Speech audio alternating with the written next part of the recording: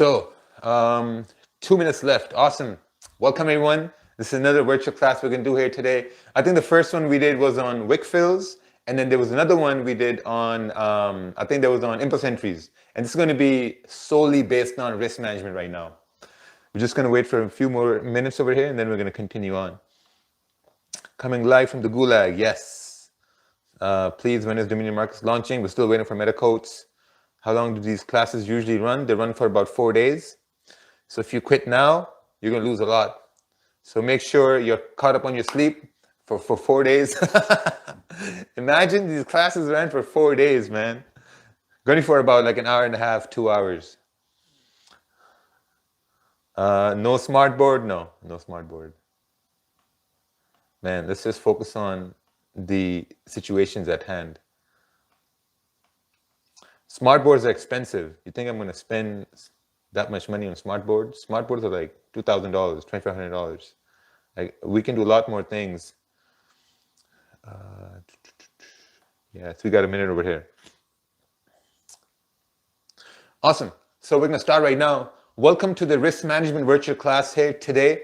The only reason we're conducting this class is now, okay, so I believe people go through 3 stages of trading, right? The number 1 stage is where you start trading, you start analyzing the market, you start doing technical analysis, you start learning about price action, and that's the first stage. But also in the first stage, I think what happens is that you're mostly taking on more losses than wins, right? When you're taking more losses than wins, it basically means you're either over trading, you're over risking, right? You don't have any set trading plan, and things are all going wrong at that point. So that's the stage where a lot of people get stuck in. That's the stage where a lot of people give up, right? When you're just over trading. So let's say you start your day, you take a trade, right? And it's a losing trade. So if that's a losing trade, let's say on a Monday, now you want to take another trade to make back those losses. So now whoever's new over here, just understand this.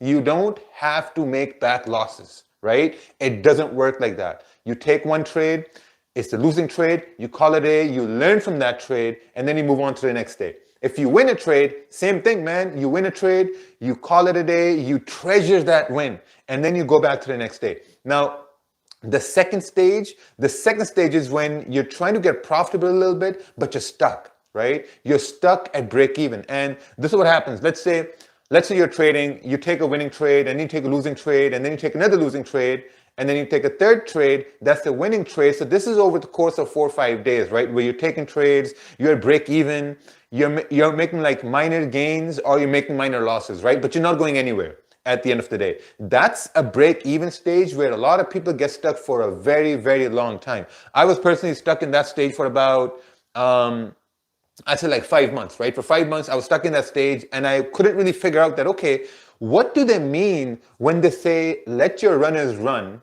and really cut down your losses? I didn't really quite get it, what they meant by that, right? So once I started looking at my losses, I tried to identify that, okay, if I'm taking losses, what's the way I can really lower my losses down, right? Think about it. You take 6 trades, right? Or let's say you take 10 trades. You take 10 trades, and out of those 10 trades, you're winning 5 trades and you're losing 5 trades, right? If you're keeping your losses the same, if you, let's say your take profits are 15 pips, your stop losses are 15 pips, you're winning 5 trades, you're losing 5 trades, you're break even, right? But when you're looking at your losses, you're trying to see how can you really lower down your risk. If you know you're going to have a losing trade, like sometimes what happens is that, whenever price goes in drawdown, you know this is going to hit your stop loss, right? Instinctively, we know it's going to hit our stop loss. But what we do is sometimes we remove our stops or we kind of extend our stops a little bit. And then now we're actually in the stage to have a bigger loss, right? But when you know your stop loss is going to get hit, that's the point to cut some risk off, right? To maybe close out a partial position. Take some risk away from that position knowing it's going to hit stop loss. So what's going to happen is, if it's going to hit stop loss either way, after you cutting some risk, what has happened now? So let's say, for example, your initial risk was $100, right? Your initial risk was $100 and price is approaching stop loss. And then you're saying, okay, if price is going to hit my stop loss and I want to lose less than $100. So what you're going to do is maybe you're going to remove from risk. So maybe let's say you remove 50% of your position off of your entire position. And if price hits your stop loss and let's say you end up losing 70 bucks instead of $100, right? Now, essentially what has happened is you've really lowered down your risk from $100 to $70. Then all those losses you've been taking at $100, now they're reduced to $70, right? And if your wins are all $100, $110, $120, now effectively what you've done is you've really started to get impatient with your losses, right? Being impatient with your losses mean you are reducing risk all the time. That's what it means. You're being impatient with the losses. You spelled management wrong. Toby, this isn't an English class. Let's see here. Where is my, oh, there it is. All right, perfect. So let's just focus on why we're here. Let's not focus on management or spelling lessons and things like that, because honestly, having good spellings is not going to make you money in the markets, right? Having good analysis, having good risk management is eventually make you money in the market. Let's see here. So at the same time, I'm also going to start to read comments and questions and stuff like that too, because there will be some questions asked. So we're going to try to cover all those questions. So first of all, welcome to risk management class. We're going to cover risk management 1.0. I've actually divided risk management in 3 parts, right? Number 1 part is 1.0. 1.0 is basically the very basics of risk management. Why you use risk management. What's the formula to calculate lot sizes and risk percentage and stuff like that. So that's going to be divided into static risk and dynamic risk, right? Very important. Some people don't know this, but static risk is something I use all the time. Dynamic risk is something I use sometimes, right? So that requires some sort of a conviction in price action that it's going to move your way or not. Are you recording this? No. Imagine this wasn't being recorded. Wow. Obviously it's being recorded. So next, we have risk management 2.0. Risk management 2.0 is a very, very important step. This is a prerequisite to the risk management 3.0, right? 2.0, we're going to go over candle trends. We're going to go over candle bodies. We're going to look to see how you can manage risk or how you can trail your stops based on candle bodies, candle trends, the way they're trending, when they start to consolidate, right? Very important stuff. Same thing, we're going to take a look at higher highs and higher lows, and we're going to look at lower lows and lower highs. When price is trending bullish, how are you managing risk in that aspect? If price is trending bearish, how are you managing risk in that aspect, right? Very important. Next, we have risk management 3.0. 3.0 is going to be the major, I would say 3.0 is going to be the main thing of this class here today, right? So all these steps, 1.0, 2.0, is going to formulate into the risk management 3.0. This is going to be a little bit advanced concept. So what I would really recommend is to go over this part maybe like 4 or 5 times and really start to practice this in the next week. So risk management 3.0, we're going to go over cutting losses short, right? What are you really looking at to cut your losses short? And then the main thing is going to be using dynamic risk to cut losses short. Then we're going to start to look at understanding market structure for risk management, right? Understanding market structure for risk management. So what we're going to do is we're probably going to, I think the best thing to do in the start is to just remove all this. So we're going to remove all this right over here. And we're going to start with risk management 1.0. I'm sorry if someone didn't write this down. You're supposed to take notes. All right. So risk management 1.0. So how do you define risk, right? Or how do you define stop loss? A stop loss is a area on the chart, or a stop loss is a price level on the chart, which you know if that price level is hit, that's going to invalidate your trade. So let's say, for example, that you are in a buy position, right? And candles are moving bullish right over here. If candles are moving bullish, you're going to take a look at this and say, okay, like, you know what, let's say, for example, this is a 4-hour candle. You're going to say, okay, if price comes and breaks below this low, this is going to be the point where my trade should be invalidated. This is a very, very general example. We're not looking at the 15-minute, 30-minute. We're just looking at this candle right over here, and with the anticipation that the next candle should continue moving bullish, right? So if you're taking a buy at this point, obviously your stop is below this candle. So this is what a stop loss means. Most people, like, when you remove your stop losses or when you extend your stop losses thinking that, oh, price will still go up, you put on a magical indicator and you're like, oh yeah, look man, this indicator or RSI is showing a divergence, it should go up. No, it doesn't work like that. If you're placing a stop loss based on price action, you have to respect this stop loss, right? Because if price comes down, and if it hits this area and you get stopped out, that's it. Your trade is invalidated, right? First, you truly need to understand what's a stop loss. What basically a stop loss means. It's an area on the chart that's going to invalidate your trade if it comes down to hit it. That's the reason why we use stop losses. It's very important. So whenever you're trading, I know new traders, what I used to do was in the beginning, that if I would have a stop right over here, and if price would come down, I would actually go to a higher time frame. Let's say if this is the 1 hour time frame, right? And if my stop is right down over here, I'm going to go to a higher time frame, let's say the 4 hour or even the daily, and I'm going to extend my stop based on the daily, and I'm going to bring it down here somewhere, and I'm going to put it right over here. I'm like, okay, you know what? If the 1 hour low is being broken, fuck it, it's a swing trade. That's what we tell ourselves. We're like, oh, fuck it, it's a swing trade. Right? I'm going to extend my stops. And I know like a lot of guys still do this, right? So you're going to extend your stops. Now what's going to happen is if price comes down and if your risk based on the 1 hour was, let's say 2%, now effectively you've increased your risk to possible 4% or even 6% because you've extended your stop loss. Right? You kept the lot size the same, but you've extended the stop loss at that point, really increasing your risk. So that's why it's really important. Whenever you put a stop loss, you have to respect that area, right? You have to respect your plan. That's why we're using stops. So how do you calculate lot sizes based on like your stops and let's say the dollar amount you're risking? Let's take a look over here. Stop nagging with questions. Well, I'm not even reading the questions. Okay, so calculating lot size, right? So whenever you're trying to anticipate a risk or lot size or something, what you got to do is lot size. So this is very important, right? This is sort of like the formula we use for magic keys, basically. So lot size equals to, this is dollar risk divided by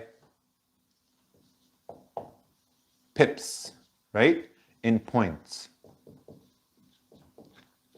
This is a very generic formula to calculate lot size. Extremely generic formula to calculate lot size. So let's say if you don't know what lot size you want to use, right? For example, let's say that you know that you have to risk $10, and if you're measuring your stop loss is around, let's say 10 pips, right? So 10 pips is what? What's 10 pips in points? 10 pips in points is 100 points, right? So 0 goes by 0, 1 over this, so this becomes 0.1 lot. Right? At the same time, if let's say you have to risk, let's say you come to the charts and you come into the charts, you identify that, okay, you know what, this trade looks good. And for this trade, you're going to aim to risk, let's say around $50, right? You're going to risk $50. But the problem is with you risking $50, now your stop loss is, let's say 20 pips, right? What's 20 pips in points? 20 pips in points is 200 points. So 200. So 0 goes by 0, 5 goes by 1, and then 5 fours are. So 1 by 4 is what? 0.25. It's going to be a lot size right over here. 0.25. Right? Everybody get this? This is simple mathematics. This is grade 5 mathematics. There's no rocket science here, right? It's grade 5 mathematics. So this is the basic way to calculate lot size. If you have issues with knowing, still how to calculate lot size, what are websites to use, there are a lot of resources online. So the number one resource you can go to is basically Google, right? You go to Google, and then in Google, you type lot size calculator, and you're going to get a lot of links there, and you can use them to basically calculate your risk. So, is he going to tell us the third stage of trading? I don't know what that is. Okay, So let's talk about static risk. So now we're going to talk about static risk, right? What's the first thing that comes to your mind when you hear the word static risk? Static risk is where you're using one full position to take a trade. So for example, let's say that you have a resistance up over here, right? Let's say, okay, let me just draw this much better here. Let's say you have a resistance right over here, right? And you have a candle that's closing bearish at this point. If you have a candle closing bearish at this point and you identify that, okay, like, you know what, we have some sort of rejections here and candles are printing bearish, and at this time, you want to take a selling opportunity at this time. So let's say your risk, so first of all, whenever you come to the charts, you have to identify what risk are you using in a day, right? Or what risk are you going to use in that specific trade? Me, personally, I come to the charts knowing that I'm going to risk around, let's say, 2%. So for simplicity, across this class, we're going to use a 2% risk rule. This is pretty high for new traders too. Like when someone new comes to our like program or whatever, we try to tell them, hey, like, you know, start with 1% risk. Let me see here. Yeah, so start with 1% risk, because 1% risk is still small enough to learn, but 1% risk is still enough for you to have a emotional impact when you take a losing trade, right? Because whenever you're trading live with live money, there's always some sort of emotions attached to that money. So we're going to talk about 2% risk here specifically across the class, right? So let's say you're using static risk. Let me make this candle a little bit smaller, actually a little bit bigger. So we have resistance here, and we have a candle that's coming down, and this is let's say this is a rejection candle at this point. And let's say you're taking a sell right over here. Let's say, for example, that you're executing a sell in this position, and you're using 2% risk, right? Now, obviously, your stop loss is going to be somewhere above this area. Let me get a different marker right here. So let's say your stop is going to be right over here. Now, if price, for example, continues moving bullish, right, and it hits your stop loss, you're obviously going to lose 2%, right? Because you're using a static risk at this time. When you're new, it's important to use static risk, right? Dynamic risk, we're going to talk about this here in about 5 minutes, but using static risk means that you're using 2%, you calculate what lot size you're using based on a stop loss, and then you're using this area right over here. So let's say you have 2%, your stop loss is, let's say, around 15 pips away, right? And if, let's say, your balance is $1,000, if you have a $1,000 balance, what's 2% of $1,000? Quickly. What's 2% of $1,000? $20, right? $20. So if price is going to continue up and hit your stop loss, you're going to lose $20, right? And whenever you're taking a trade, whenever you take one trade a day means if you're taking a winning trade, you're calling it a day. If you're taking a losing trade, you're doing the same thing, you're calling it a day at that time. So if price hits a stop, you have a static risk, you lose $20, you call it a day, perfect. So let's talk about dynamic risk now. The third stage is profitability. Yeah, okay. So this is what you meant, the third stage. Yeah, so the third stage, when people are stuck in, like, you know, the break-even stage, right? When you start really managing your risk in the break-even stage, you really start lowering down your losses, you start working on your risk management, slowly but surely you start moving into the profitability stage. Because think about it, right? Logically, just think about it. If your stop losses are always like 10 pips, 15 pips, based on market structure, right? And you're always cutting them short. You're always being impatient with them, but your wins are always the same. Let's say your wins are like 10 pip wins, 15 pip wins, 20 pip wins, whatever. Your wins are all the same, but if you're managing your losses over time, your wins are going to start to look much bigger than the losses, because we cannot control where price is going to go, right? We can only have targets. We can only have targets where we can secure positions and let the rest run. That's the only thing we can control, right? And we can control risk, right? So over time, it will look a little bigger after that. So static risk, really simple, no confusion about this. So let's move on towards dynamic risk. Dynamic risk is one of my favorite risk management techniques to use. I used to use them a lot. So let's talk about dynamic risk at this point. This is going to be a little bit complicated, so you have to, like, you know, make notes over here. We're going to talk about dynamic Dynamic risk. All right, so dynamic basically means to be fluid, not basically fluid, just to like, you know, cutting things in different portions, right? That's how this name came about of dynamic risk. Like when you're really cutting things in little portions.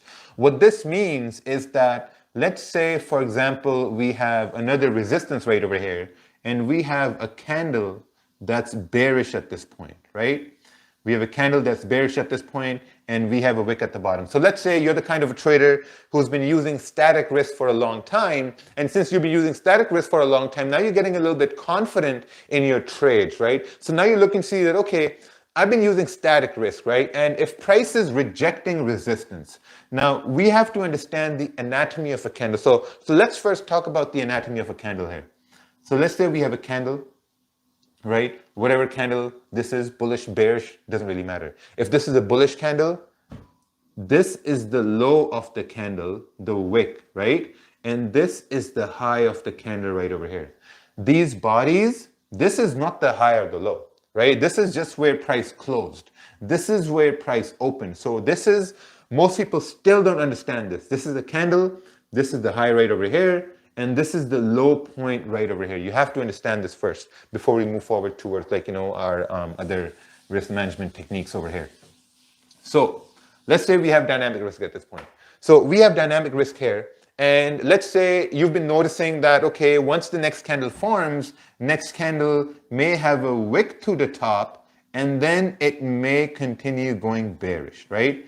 This has happened to us all the time. Let's say you enter a trade right over here, price retraces, and if price retraces to a certain level, you start to get scared a little bit, right? But also, let's say that you've been using static risk for a long time, and now you're starting to say, okay, like, you know what, let me jump over to the next level. And the next level is dynamic risk. So let's say you execute a sell right over here with, let's say, so you're using 2% risk, right? You're using 2% risk, which means, let's say, for example, you're using a 1 lot size right over here, right? Let's say your 2% risk with your stop loss being above the previous candle comes out to a 1 lot size, right? So if it comes out to 1 lot size, what dynamic risk means is that you're cutting this 1 lot size into different positions. And that's totally up to you, how many positions you want to cut that down to.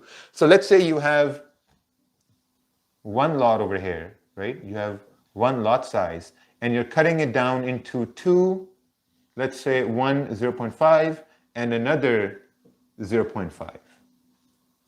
Make sense? So you're cutting it down. And the reason why you're cutting it down is to limit your risk exposure. So let's say price, let's say candle starts at this point, right? Candle starts at this point, and you enter a position with 0.5 lot at this point, right? 0.5 lot, which means you've entered 1% risk, because our total risk is 2%. So you entered 1% risk, anticipating that, okay, if price retraces, right? If price moves up, no matter how much it moves up, then maybe you can enter another 0.5 lot at this point, right? So now when you enter another 0.5 lot, you're going to have the same stop loss right over here. So for position 1, you're going to have the same stop. For position 2, it's going to be the same stop loss area right over here. So once you're using dynamic risk at this point, right, for the sake of simplicity, right, for the sake of simplicity, let's say now you've used 2 positions. One is 1%. This is also 1%, right? But this 1% is based on this distance of the stop loss right over here. So if you're using dynamic risk, right? If you're using dynamic risk at this point and you're entering a second position, if you measure this, so let's say this stop loss is around 15 pips, right? So if price hits the stop loss, you're going to lose 15 pips, and 15 pips is going to equate to 1% risk. And let's say your second position, this stop loss is, let's say, 10%, 10 pips. Let's say the stop loss is 10 pips. So if price hits your stop loss in the second position, do you think you're going to lose 1% on this second one? Or are you going to lose less than 1%? I'm going to look at the answers right over here. Are we going to lose 1%, or are we going to lose less than 1%? Less than 1%. right? 0.66, okay, yeah, whatever the number is, right? So you're really lowering your risk in your full position with dynamic risk, right? So dynamic risk again, so we're gonna go over this again, right? Because I think it's a little bit of a complicated subject here. Dynamic risk you're using when you anticipate price to retrace a little bit, right? So let's break this down further over here, right? Let's break this down here further. So again, you have a resistance area at this point, right? We have a resistance area at this point. The new candle is about to start. And at this time, what we're going to do is, let's say at this time, you're being a little bit more cautious. Excuse me. When you decide to enter the second position, that comes with experience. So let's say that you really want to further lower down your risk, or you really want to go into more complicated version of dynamic risk, right? So for simplicity purposes, let's say what you do is that you're like, okay, if I'm using one lot and if I'm using 2%, maybe I want to further break down my positions, right? So you can do this in any forms possible. So let's say you break this down to 0.5%, 0.5%, 0.5%, and you break it down into 4 0.5% positions, which means now if you have a one lot running over here, the first position you decide to use is 0.25 lot, right? Second position you use is 0.25 lot. Third position, 0.25. Fourth position, 0.25. Makes sense? So whenever you're trying to enter a trade, you're planning this before you're executing a trade. So let's say, all right, let me just try to get rid of this over here. All right, let's do this. All right, so is my audio okay? Yeah, someone started calling me. Let's take a look over here. Audio good? No? No phone in class. Yeah, my bad. Okay, we're good. Okay, yeah, we're good. We're back. All right, awesome. Right? So let's say you're breaking your full position down into 4 positions. 1, 2, 3, 4. So if price is starting right over here, and let's say if you're being really, really cautious at this time. Let's say you're being really cautious at this time. So once you're being cautious at this time, you decide, okay, you know what? I'm a cautious trader. I'm getting a little scared. You know, I'm upping my lot size to 1 lot. I don't want to use the complete 1 lot. So what I'm going to do is I may want to enter 0.25 lot size as the candle is starting, right? Because as the candle is starting, you're using 0.25 lot size and your stop loss is obviously above the previous candle, right? And now you're anticipating that, okay, like, you know what? The reason I'm using a 0.25 lot size is because I think this next candle can possibly retrace up. And if it retraces up, maybe at that point, I'm going to add another 0.25, right? So if price retraces, at this point, you add another 0.25 lot right over here, right? Because your total risk you're using is 2%, right? Your plan for the day is to add 2% risk to your trade. Right now, you've only added 1% because you've used 2 positions, right, at this point. So at this point, this is all totally up to you. How you want to add the positions, how you want to remove the positions. Actually, we're going to talk about how to remove the positions, but adding these are totally up to you. So you have the same stop loss level for the first one. You have the same stop loss level for the second one, right? Now, for example, let's say price starts to come down and you start creating this candle moving bearish. Actually, this is a pretty big candle here. It looks like it's on steroids. So let's just narrow it down a little bit. So it starts to come down. Once it starts to come down, you're like, okay, you know what? I entered 0.25 lot right over here and candle retraced, and you entered another 0.25 lot right over here. And now since price is about to come down, maybe at this point you want to add another 0.25 lot. Makes sense? But your stop loss level, it remains the same. You're not changing your stop loss levels, right? They all remain the same. Now at this point, things can happen. Price can continue moving down. You know, price can kind of like give you an opportunity to add another position. So this is where you're really adding positions and you're managing the trade. What most people do wrong is, like, let's say if you're starting with one lot, what they will do is they'll add basically one lot right over here, right? So you're gonna add one lot right over here, and then if price retraces, people add another one lot at this point, right? Without realizing that you added 2% right over here, and adding another one lot here means you added another 2% right over here. So you've really opened up your risk for the trade. Now you have 4% running. This is the wrong way to stack positions, right? I see people do this all the time. They say, hey man, we're stacking positions, you know, we're gonna do this, we're gonna do that. No man, fuck no. You gotta be smart about it. You gotta use dynamic risk. You gotta break down your full position into smaller positions if you really wanna stack your positions like a cowboy. Right? You can't just go off and start hitting sells and buys because you think it's going to go down. No, you have to manage risk. And once you manage risk, you have to break them down into certain different scenarios to see if price is really going to move there or not. Right? So dynamic risk. So now, moving on from dynamic risk, let's say, for example, you added 0.25 here. You added another 0.25. Let's remove this. 0.25 here. Price came down, and now you're like, okay, you know what? Price went up to create a top wick. It's starting to come down now. It's starting to create a smaller body. It's lower body to potentially fill this wick and continue moving down. You're like, okay, you know what? This is where I'm going to add another 0.25. So you add another 0.25 right over here. Now, as price goes into profits, right? As you start going in profits, this is where now you have to manage your trade, right? Because you're running in profits at this time. So now you got to identify that, okay, you got your first position right over here. This is obviously be running in the highest pips. So now you got to decide that you want to take profit on this position, you want to take profit on this position, or maybe let's say, you know, you close this position, you close this one, and then you put stops at break even on the third position. Or let's say if you took a fourth 0.25 somewhere right over here, you close all three positions, right? And then you put stops at break even on the fourth position, and this is going to become your runner at that point. Make sense?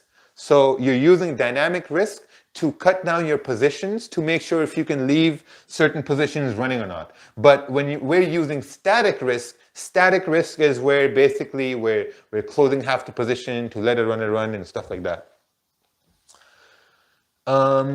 What about this over here? All right, perfect. No important questions at this point, right? Dynamic risk. Now, at the same time, we're not done from dynamic risk yet. We still have some things to discuss over here. Perfect. So let's say that, for example, you entered 0.5 lot right over here. 0.25 lot, actually 0.5 lot you entered. Let's go with 0.25. Fuck it. You entered 0.25 lot right over here, and then price retraced, and then you entered another 0.25 lot, and then your risk or your stop loss was obviously above this candle, right? Now, for example, let's say that you entered two positions, which means your risk is 1% at this point, but your total risk you want to add is 2%. So sometimes what happens is when we enter a position, price retraces, we enter another position, and then something happens and prices continues moving against us and hits our stop loss. So now you got to identify why will that happen, right? So let's say you have 0.25, and from here, instead of moving down, you see that the candle starts moving up, breaks the high, and hits your stop loss, right? What's the percentage have you lost at this time? Have you lost 1% or have you lost less than 2%? I think using dynamic risk, you're using way less percentage, right, than you started, because look, you had full 1% open at this point, right? Well, this will be, let's say, 0.5% to stop loss, and this will be less than 0.5%. So if price continues moving against you and you're using dynamic risk, you're losing less than 1%, right? When you use static risk and price goes against you, you're using the entire position. Let's say with static risk, let's say you only entered one position right over here, right? You entered one lot size, which equals to 2%, and if price continues moving bullish, you lost 2% with static risk. And next we're going to talk about, well, I think after like 2-3 topics, we're going to talk about how to really cut down positions on static risk, right? But here we're only talking about how you save percentage, how you save money using dynamic risk, because you're cutting your position in different parts, and if price goes against you, you're losing half of what you already risked, right? Instead of using like a full static risk and you losing 2%. That's a very good tactic, but someone can add up. As the candle goes higher. Who knows?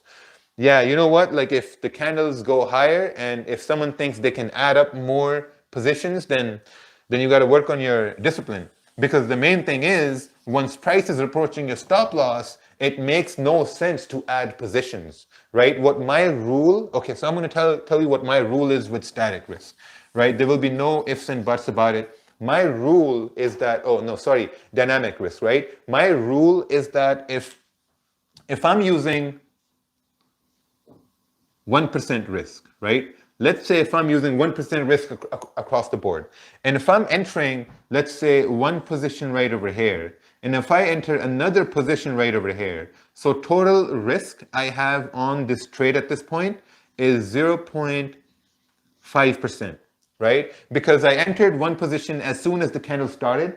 I entered the second position once candle was retracing, right? So now it makes no sense for me to add a third position, not knowing whether it's going to continue down or not. So the way I'm going to add the third position is going to be that once this candle starts coming down, then I'm going to add the third position right over here, knowing that, okay, now it may have made its upper wick. So maybe now it has a higher probability to continue moving bearish. And that's how I'm going to add my third position. And based on confidence and some other confluences, I'm going to be willing to add a fourth position to complete my risk to, like, let's say you have another 0.5 over here, add another 0.5. So complete my risk to 1% at this time. All right, I'm going to read a few questions over here. You also talk about how important it is to be very precise with your entries and exits when you're playing with 10. Yeah, exactly. For dynamic risk, the lot size has to be consistent for it to work rather than calculating lot size based on stop loss. Obviously, you have to calculate lot sizes based on your stop losses. All right, perfect. So some people are asking questions which you will get the answers for if you watch this part maybe 4 or 5 times, and if you really start to practice this in the live market analysis. Because how many people we got over here? We have around 388. Yeah, still pretty good. Okay. Now let's move on. Let's move on towards risk management 2.0. So I hope static risk is clear, which is very simple. There's no confusion in static risk. Dynamic risk can get a little bit complicated, so it's very important to understand how candles move when you start talking about, dynamic risk. So we're going to go over, what's this? What if it goes with no drawdown? Okay, yeah, that's a very good question. What if you enter a dynamic risk, right? Let's say you enter a small position and price continues moving. It is what it is, right? We can't do anything about it. Sometimes, price does things where we're just like, well, okay, it went. It is what it is. You just can't really do anything about it. There have been a lot of moves in the market which we anticipated to happen, but they happen earlier than we anticipated. And sometimes, you miss the trade. Sometimes you enter with a smaller risk and price still goes, and it is what it is at that point. You really can't do anything about it. Someone is counting the money I'm making from this virtual class. No, that's false. We have half the people are from the market fluidity and they did not pay at all. So let's just focus on the task at hand right over here, rather than counting pockets. So if you work hard enough, if you stay consistent, you can do the same thing. So, okay, let's talk about risk management 2.0. So before we start talking about risk management 2.0, we're going to start to talk about what market structure you need to basically apply risk management 2.0, right? So basically, first we're going to talk about market structure, and the way we're going to talk about this is that how do you really define a market structure, right? So let's say in a trend moves up, comes down, moves up, makes a higher high, comes down, and then continues moving up. This is a very basic example of a trend, right? There's no confusion about that. So we have price making a higher high right over here. We have a higher low over here. We have another higher high.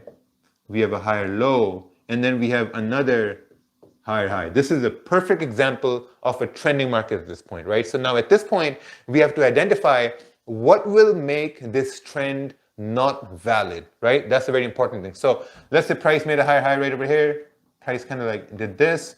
Price went up, and then I guess this came a little bit lower. So we got a mark over here. We got another mark over here, right over here, right? Remove this. So price came down, tapped it, went up, made a higher high, tapped it, and continued moving bullish, right? So this is a perfect example. This is actually a very crude example of a trend. And candles move the same way. So let's say, for example, let's say you're taking a buy right over here as we're breaking the high, right? You took a buy over here, price went up, came down, made a low, and then started to move up. So once price made a low, you're bringing your stops below the lows over here. And then you're letting price move up, because now we're making higher lows, right? Makes sense? If price comes down, it makes another higher low, and price moves up. So you're like, okay, if your buy position is right over here, you're moving your stops below the low at this point for price to move up. Now, this is obviously very simple, textbook, right? I mean, anyone can do this and say, hey, like, you know what? Just make this trend and trade it, and you're going to be profitable. It doesn't work like that, right? This is just for, I mean, baby pips things right over there.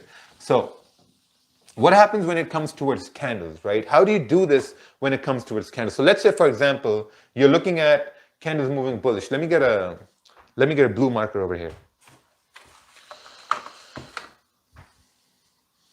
All right, so we got a blue marker right over here. So let's say you're talking about candles moving bullish. So you have one candle that looks like this, right? We're moving bullish at this point. So let's say, for example, we also have a support right over here, and this is a very, very strong support. For example, this is a support that was tapped maybe 4 months ago on the daily time frame, on the 4-hour time frame, and price rejected it. And you're getting a candle that's closing bullish, and you're saying, okay, since this candle is closing bullish, there's on the 1-hour time frame, let's say, for example, there's a very high probability that the next candle can continue moving bullish, right? So what you're going to do is you'll say, okay, like, you know what?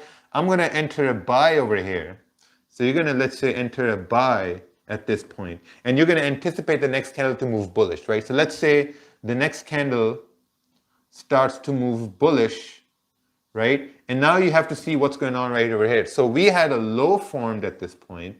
We had a low formed, and this candle, once it broke the high of the previous candle, this is very important.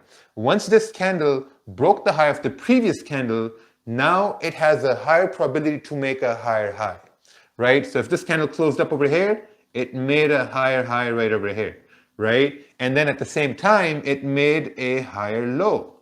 A higher low means that this low is higher than the previous candle. If you want candles to move bullish, you want the candles to make higher highs and higher lows, right? So what's happening is, if you took a buy at this point, price moved in profits, your stop loss is, let's say, all right, let's get this here. Let's say your stop loss is down over here. What essentially you're doing at this point is that, okay, you know what? If you're really going to trail your positions, you're saying, okay, I'm going to bring my stop loss from down over here to below the low of the next candle. Make sense? If this is a 1-hour time frame, or if this is a 30-minute time frame. 1-hour time frame, really, really solid confirmation time frame. 30-minute time frame, another solid confirmation time frame. 15-minute time frame, however, it's a weak confirmation time frame, right? What a weak confirmation time frame means, that when you have a weak trend, okay, let me just draw right over here. When you have a weak trend, moves up, comes down, moves up, comes down. Let's say if this is a 5-minute time frame, or let's say this is a 15-minute time frame. These smaller time frames, the way the weak confirmation time frame is that because there's a higher probability in these time frames for price to break structural lows and then continue moving bullish. Make sense? Right? On the smaller time frames, the 15-minute, 5-minute time frames, they have a higher probability to break structural lows, which means to fake you out, which means like, let's say sometimes like, if the candles are moving bearish right over here, let's say this is a 5-minute time frame, you can have the next candle break the high of the previous candle and then continue moving down. Right? This is why these are called weak confirmation time frames. Obviously, this happens on a 30-minute time frame and a 1-hour time frame, but the frequency of when it happens is extremely low, right? There's a very low probability this is going to happen on a 30-minute or the 1-hour time frame, right? But there's a higher probability it's going to happen on the 15-minute and the 5-minute. So you have to keep that in mind. When you're looking at, let's say, smaller time frames, 5-minute and 15-minute, you have to understand, like, they can break the highs and break the lows, which is why they're called weak confirmation time frames, right? So back to our example right over here. If this is a 1-hour time frame or a 30-minute time frame and you're seeing candles moving bullish, you're trailing stops below the candles. You're expecting candles to make higher highs and higher lows for price to continue moving bullish. Right now, when you have the next candle, let's say the next candle wicks down and it continues moving up, but it closes with a small body, right? What's happening here? This candle has also made another higher high and it has made another higher low right over here, right? And now at this point, you're basically essentially moving your stops from the bottom of this candle to the bottom of the next candle right over here. Because now you're trailing your stops, right? You're always trailing your stops below the lows of the candles. In the same instinct, let's say you have price coming down. Okay, let me just remove this here as well.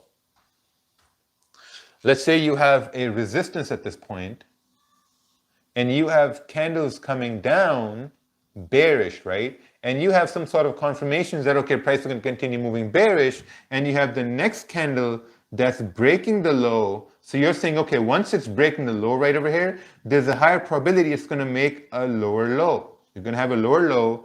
This is going to be a lower low here as well. And then this is going to be like a higher high. It's going to be a lower high. So if your stops are up over here, your entries are at this candle open. And once this candle closes, this is where you can trail your stops above the high of the previous candle. If this is a 1-hour time frame or a 30-minute time frame, right? Because again, 1-hour time frame, 30-minute time frame, 4-hour and daily time frame, they are much stronger confirmation time frame, which means if price is trending, these highs will be respected if price is moving down. In the same way, if price is moving up, right, these lows will always be respected. But if for some reason, for some odd reason, you have a candle that kind of like, comes down and breaks the previous low, like a bearish candle, what does this mean? This means the uptrend is potentially broken, right? If this happens on a 15-minute time frame, that's a weak confirmation, because sometimes, like when we're entering trades and we see a big bearish candle happen on a 15-minute time frame, there's a very high probability that this is just a retracement for the overall 30-minute candle to continue moving bullish, right? Makes sense? So we're going to talk about that here as well. But if you're seeing this on a 5-minute time frame, I think you really gotta you really got to put your trust in the high time frames, like the 30-minute or the 1-hour, because looking at the 5-minute time frame and freaking out about one bearish candle of the 5-minute time frame, that makes no sense at all, right? That makes absolutely no sense. So you don't have to freak out about that. In case we want to add more positions, should we wait for the next 15-minute candle? Okay, let's see here. All right, perfect. So let's talk about another scenario right over here. Let's talk about breaking down time frames. This is very, very important. Should we only move stops on a 30-minute time frame? Yes, 30-minute is much better. It's much better. There are more confirmations at that time, and I think it works out much better there as well. So, all right. Let's move my markers over here. Okay. So let's say, for example, we have a support at this point, right? We have a support at this point, and you have one 1 hour candle that's closing bullish, and it has a big wick at the top, right? When you have a 1 hour candle closing bullish and it has a big wick on the top, you have to identify that, okay, what does this look like on the 15-minute time frame? Right? Like a lot of people don't do this. So whenever you have like a 1 hour candle or a 4 hour candle, this is actually bonus information I'm going to give right now. This has nothing to do with risk management, but it has a lot to do with market structure and understanding how smaller time frames they create the overall higher time frame.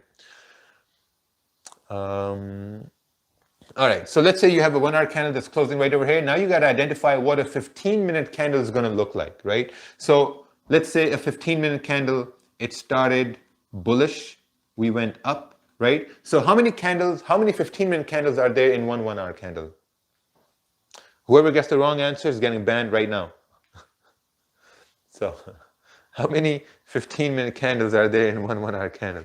4. We had some delayed answers because people want to make sure it's 4. Awesome, perfect. That's lovely. All right, right? So we had the 1 hour candle, one 15-minute candle kind of like looks like this. And then maybe you had the second 15-minute candle that moved up like this. So now notice how the 1 hour candle had a wick, right? So at one point, someone said 15. All right, someone said 12. You're getting kicked right now. No, you're joking. I'm just joking. It's Sunday, you know, I'm in a very good mood. So, okay, so 1 hour candle closed with a big wick right over here. So at one point, the 1 hour candle was bullish up to this area right over here, but it came down. So we got to kind of like identify what would that look like on the 15-minute time frame. So you had one 15-minute candle form like this, you have another 15-minute candle form like this, and then maybe you had a 15-minute candle that went bearish, right? That went bearish, and this bearish move made a high on the 1 hour time frame. So if we had a support down over here, and then maybe the next 15-minute candle probably looked something like this, right? So we got 4 15-minute candles, we got one 1 hour candle. 1 hour candle made a high over here, and this high is donated by a minor resistance formed on the 15-minute time frame. Make sense? So this is how you can identify between, let's say you have a bullish candle, but it's a little bit of a rejection because on a 15-minute time frame, you have a minor resistance formed at this point. Is entry at lower time frame will get better price? No, we're only talking about how to, like, you know, manage risk on different time frames at this point right over here. Okay, so we're good with this. We're good with risk management 2.0. So 2.0, we talked about, like, you know, market trends. Whenever you have trending markets, so we're going to go over this one more time.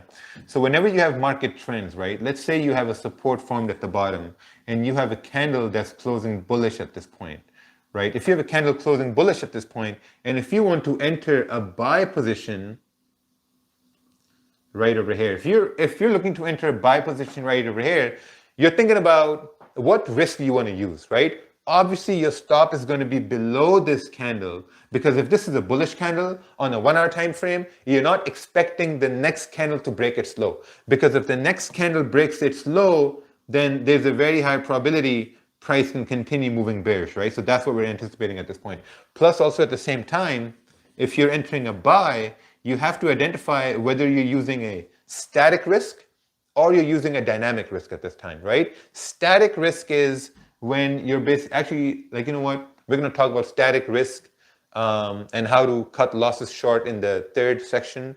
We're going to talk about the probably like a dynamic risk here too. So let's say you're using a static risk at this point, you have stop loss down over here, and if price comes in, hits your stop loss, it is what it is. You tried, but you executed on a situation that has a higher probability of winning, right? Now, at the same time, let's say if you're entering a dynamic risk at this point, right over here. So you enter 0.5% right at this time, and the next candle formed, it goes bearish, and then you enter another 0.5%, right? And now when the candle starts moving bullish, you're like, okay, like, you know what?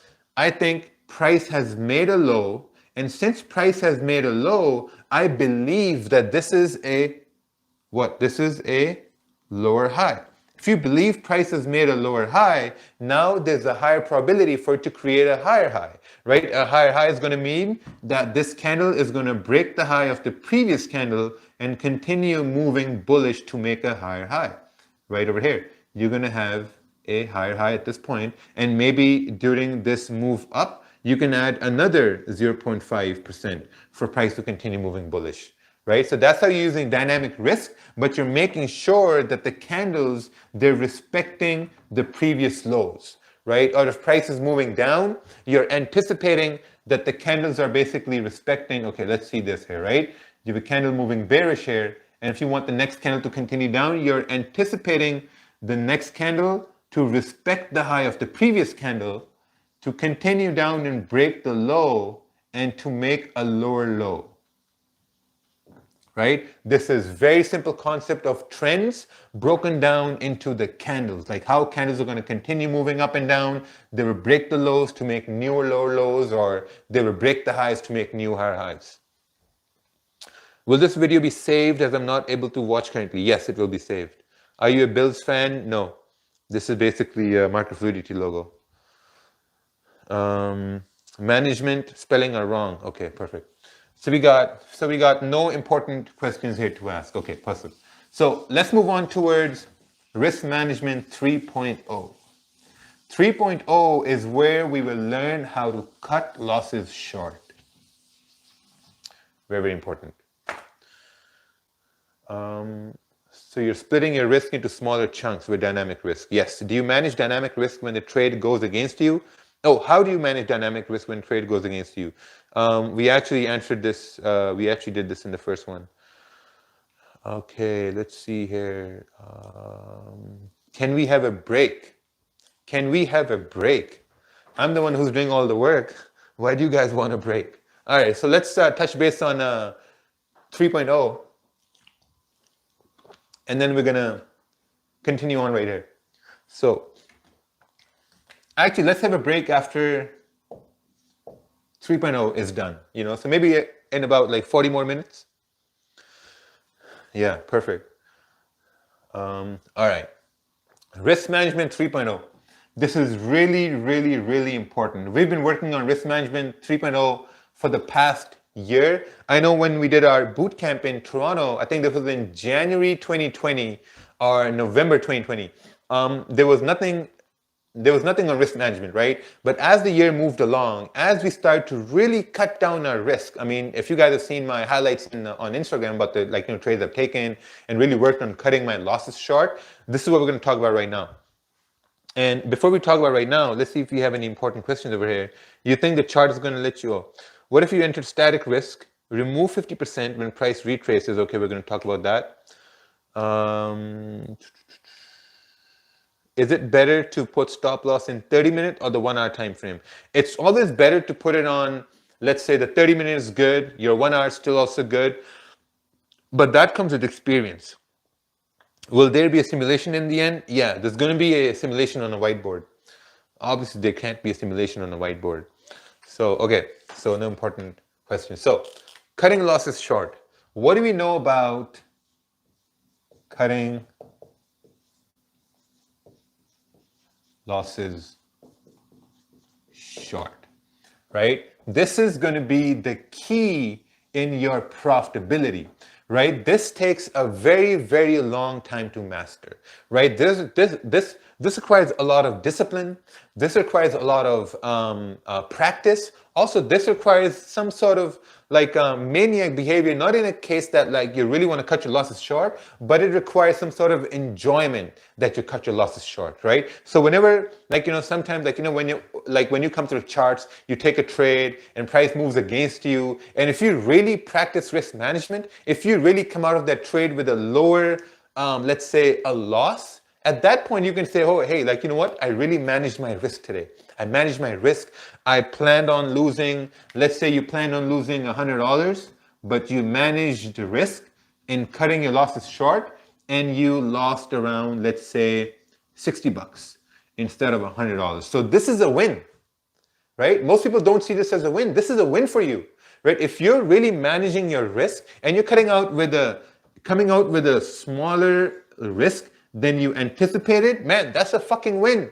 You have to identify that as a win, right? Most people don't identify that as wins. Whenever I can like really reduce my risk and I can end the day with like, let's say losing less than what I anticipated, I'm happy about that. I'm like, perfect. You know what? Trade went against me. Maybe my analysis was wrong. Maybe I ignored something. But at the end of the day, I lost less than what I anticipated to lose. So that's a win for me. Because when I lost, let's say when you lose $60, you have $40 left over, which you can use in the next day, right? Because in the next day, let's say you again risk $100, right? You risk $100, you win a trade. Let's say you win $100, right? So now you have the rest of the $40 to kind of like say, okay, you know what? Now I see a new opportunity, and this opportunity I've seen happen a lot of times before. Even though I've taken my one trade of the day, I have $40 left from the previous day.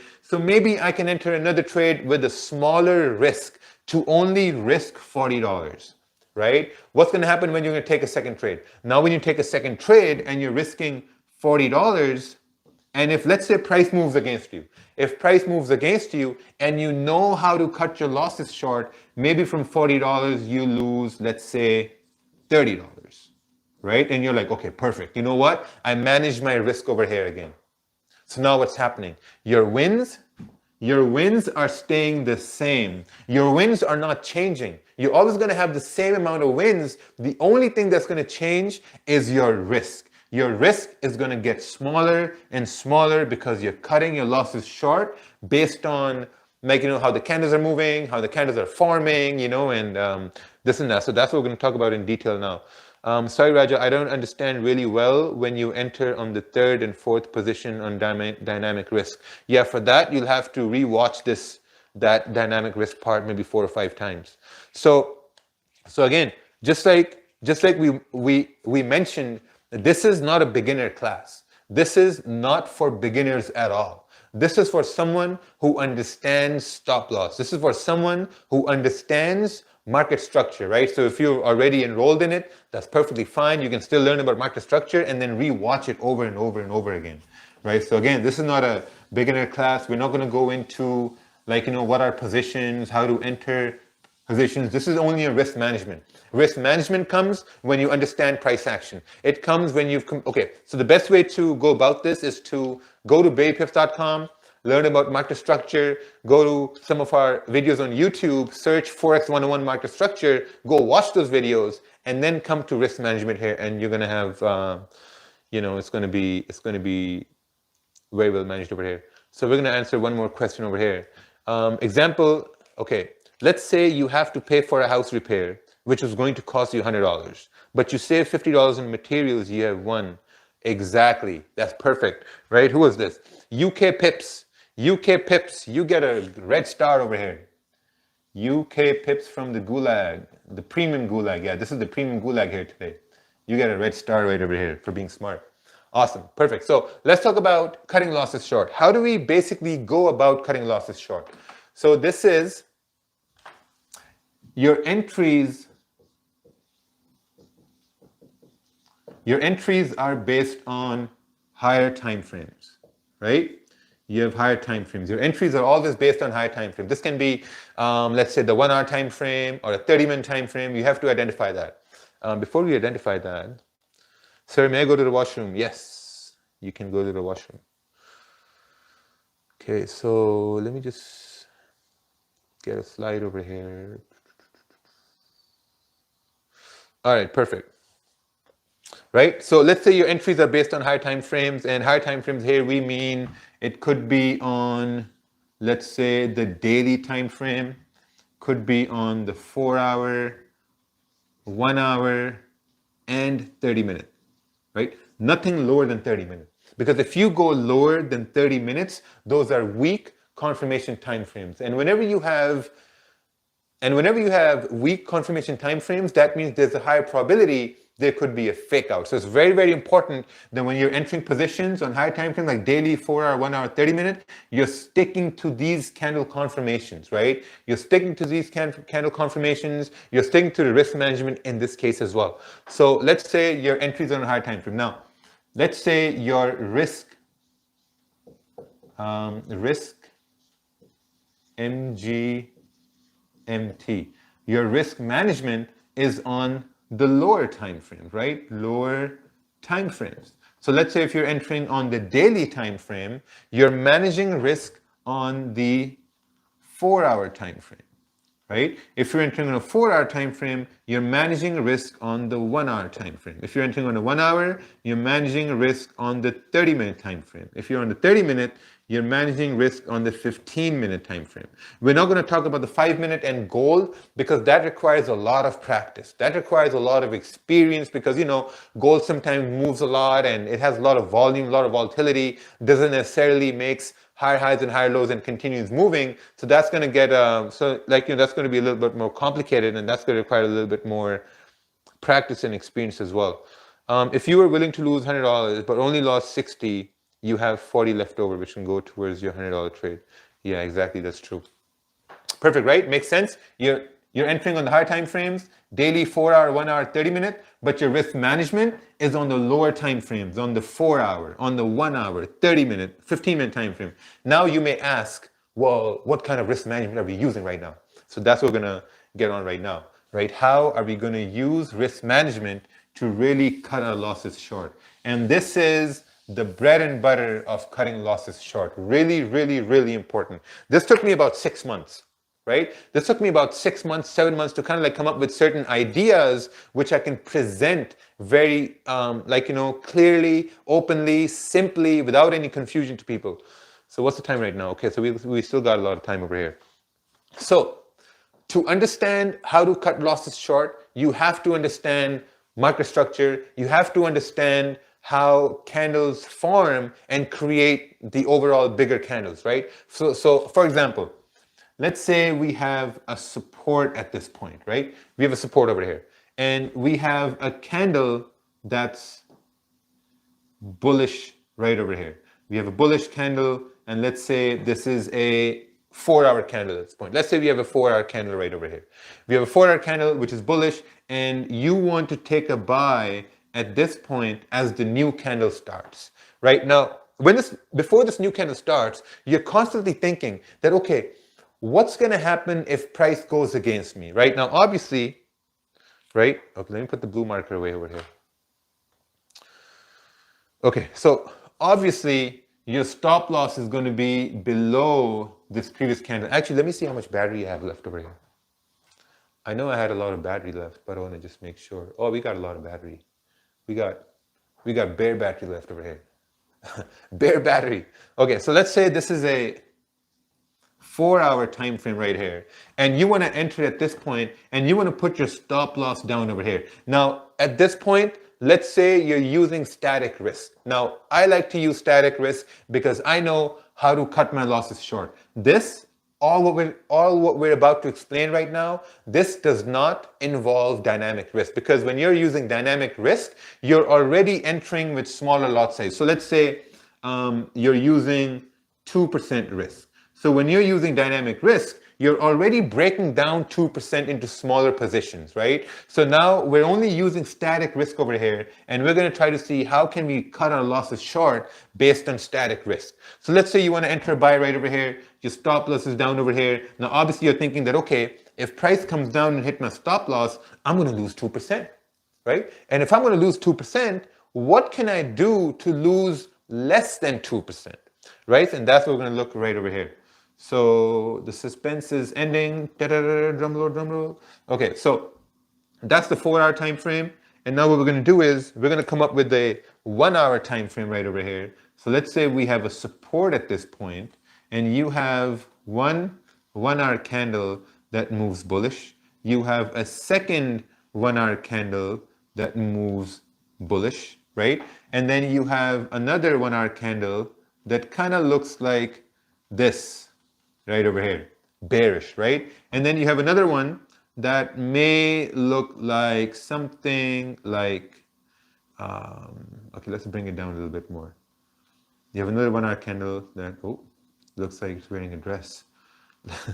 Let's say you have another 1 hour candle that kind of looks like this, right? So you got 1, 2, 3, 4 1 hour candles, right? This is extremely important to kind of like, okay, draw these here with me on your notepads or whatever you're using. Draw these here with me. So you got, this is the 1 hour, and this is the 4 hour right over here. So 4 hour made a high, and now you're looking to see that, okay, where can I take a buy? So let's say you're entering a buy position right over here. And that means that maybe, actually, like, you know what? If that's the 4 hour, this is the 1 hour, and you're looking for a buy position, let's say, for example, that when the new 4 hour candle starts, it starts with the candle closing bullish, right? This is the new 4 hour candle start right over here. So at this point, I guess the 4 hour candle kind of like looks like this. It's about to go up, right? So at this point, you're like, okay, you know what? I'm going to enter a buy right over here. You enter a buy, and your risk is 2%. You enter a buy at this point, your risk is 2%, and now you're saying, okay, like, you know what? The next 1 hour candle is going to continue moving bullish, right? That's perfect. Now, if your stop loss based on a 4 hour is below this area right over here, this means that if some 1 hour candle starts coming down and hits your stop loss, you're going to lose 2% at this point. Let's just bring it up here a little bit more. So our support is down over here. Our stop loss is right over here, right? If price hits your stop, you're going to lose 2%, but you got to make sure, how are you going to manage risk right over here? So if you're looking at the 1 hour time frame, let's say if the next 1 hour candle starts breaking the low of the previous 1 hour candle right over here, right? Then there's a higher probability that the next candle on the 1 hour can continue moving bearish. Makes sense? So once this 1 hour candle breaks the low of the previous 1 hour candle, this is where I'm going to be closing 50% of my position.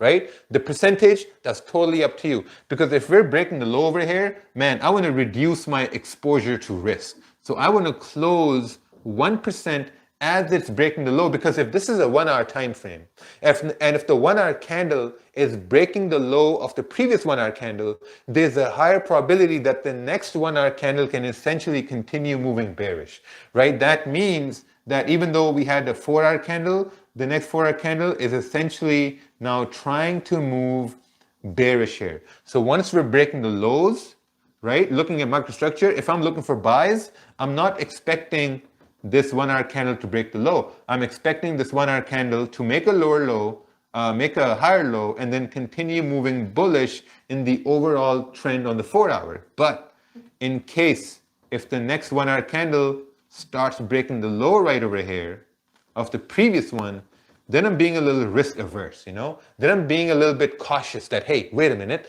if this candle is breaking the low, there's a probability it can continue moving down. So it doesn't make any sense for me to hold my entire 2% risk in a trade that has the probability to continue moving down to support. Makes sense? So this is where I'm removing certain percentage right over here to really cut my losses short. So if this was a risk of, let's say, $100, right? And if price broke the low right over here, I've closed 50%. You know, I've closed 50%. So let's say I've already taken off, let's say around $40 here. And if price comes down and hit my stop loss, maybe I'm going to lose, let's say, 70 bucks instead of $100, because I've reduced my risk right over here. Makes sense? So this works on the 4 hour, 1 hour, 15 minutes. So let's talk about, what's this? So you technically have $40 to save for trading tonight. Hey, Raja, what do you think about trailing your stop loss into profits? Okay, we're not going to talk about that. This is breaking the low. You're closing 50%. Yeah, that's what I said. So let's talk about as price starts to move bearish, right? So we're going to talk about a different examples right over here to really, really kind of like, you know, explain this process right here. So cutting losses short. Again, let's say we have a resistance right over here, right? We got a very, very clean resistance here. And let me use my, actually we'll use the red markers here. right? And you have a candle that's printing bearish at this point, right? You have a candle that's printing bearish, and let's say, for example, this is a 4-hour candle right over here. Let's remove this information here, right? So let's say you have a 4-hour candle that's printing bearish. At the same time, let's say you have a resistance right over here, and you have, this is, let's say, a smaller time frame. Or for sake of simplicity, let's say instead of a 4-hour, this is our 1-hour time frame, right? And now we want to look at how the smaller time frames look at this point, the 30-minute time frame, right? So let's say a 30-minute candle came like this.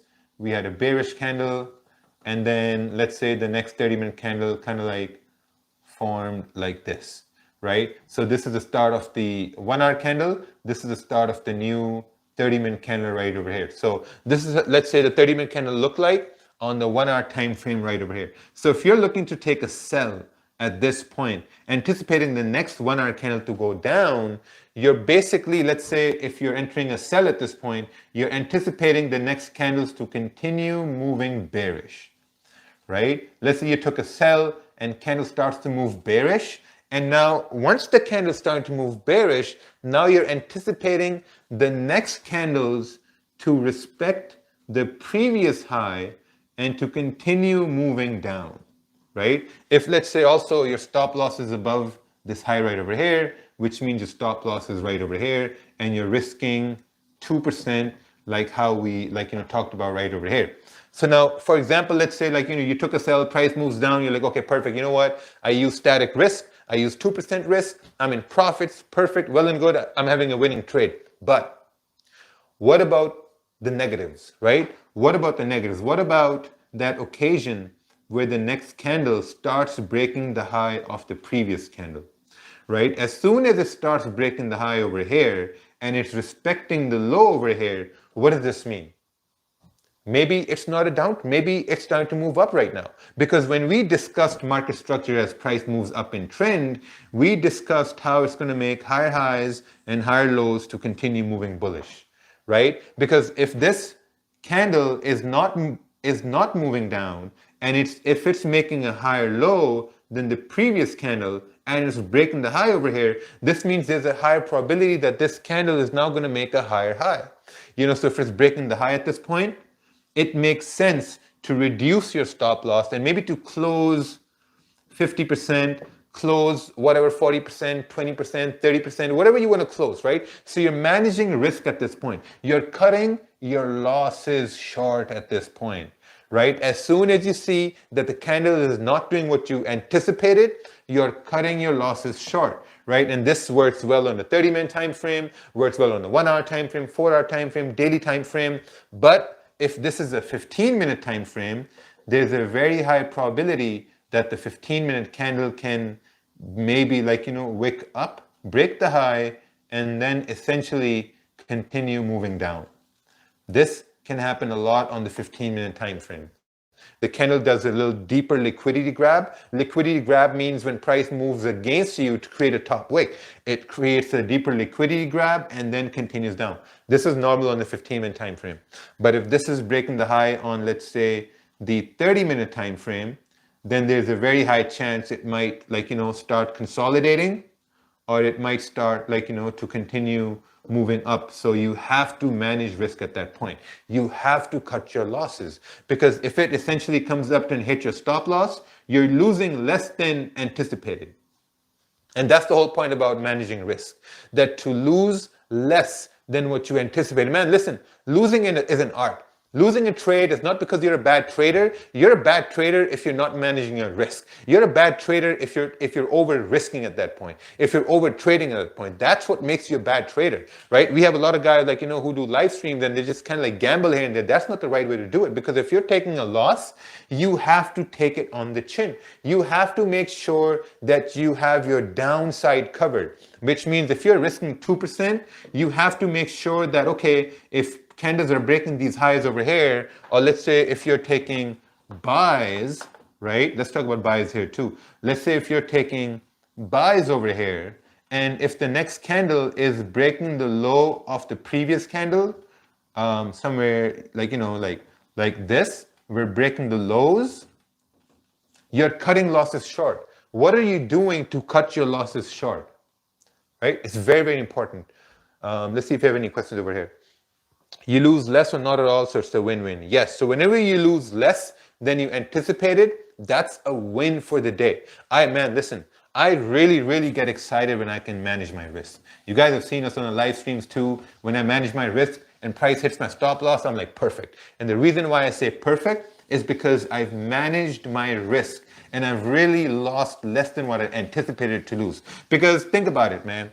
Like 4 years ago when I first started, 4.5 years ago when I first started, I was taking full-on losses, right? If I had a losing trade, that trade would hit my stop loss and I would lose, let's say 2%. But I was so dumb, as price would move against me, I would add more positions. And as I was adding more positions, not only I was losing more, but I was essentially adding more risk to a losing trade.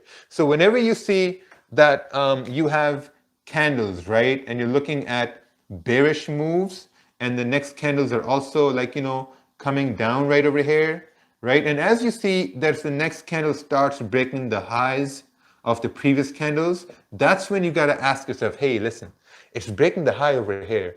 What's the probability that now it's going to continue moving down if it's breaking the high at this point? So you have to manage risk.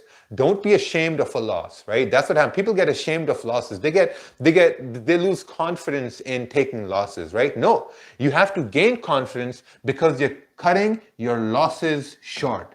When you truly understand how to cut your losses short, you're going to move away from the break-even stage and then you're going to start moving into a profitability stage, right? Because this is what happens. Let's say you take a win. Your win is 10 pips, right? You take a loss, and let's say you manage your loss and your essential loss was 10 pips, but you lost, let's say 8 pips, right? You lost 8 pips in terms of monetary value.